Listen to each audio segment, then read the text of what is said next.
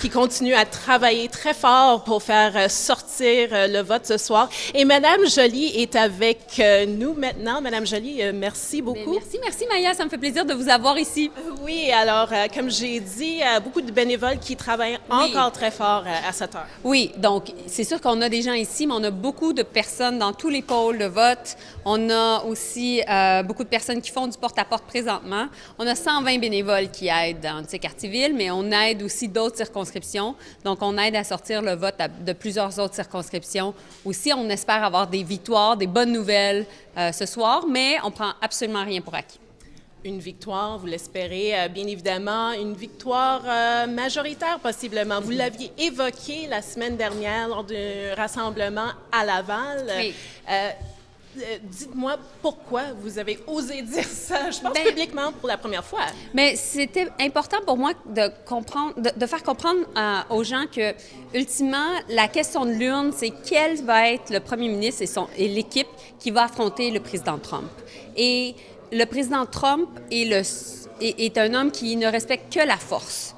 Et le fait d'avoir un gouvernement majoritaire, c'est sûr que ça aide dans les interactions avec la Maison-Blanche, dans des circonstances exceptionnelles où essentiellement les emplois au Canada sont en jeu et il y a des menaces à notre souveraineté. Donc, c'est pour ça que c'est important que les gens aient voté. C'est important qu'ils sachent à quel point leur vote compte, que leur choix compte.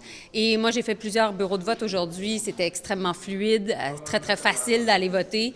Donc, j'invite tout le monde qui nous regarde, qui nous écoute présentement, en effet, à aller voter.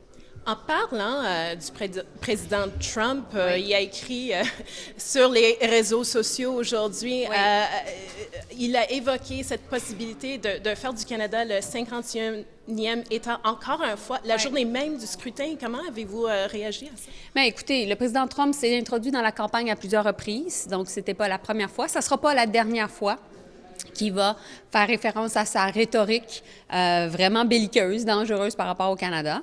Mais nous, on doit se tenir debout, on doit être fort, on doit envoyer un message aujourd'hui aux Canadiens, mais au monde entier, comme quoi nous, on croit en notre pays, on croit dans la force d'un gouvernement fort, on croit qu'on est capable ensemble de défendre nos emplois et on est capable aussi de faire croître notre économie. Et pour ça, on est capable d'avoir un bon premier ministre qui est Mark Carney. OK, je vous remercie, Mme Joly. Merci beaucoup.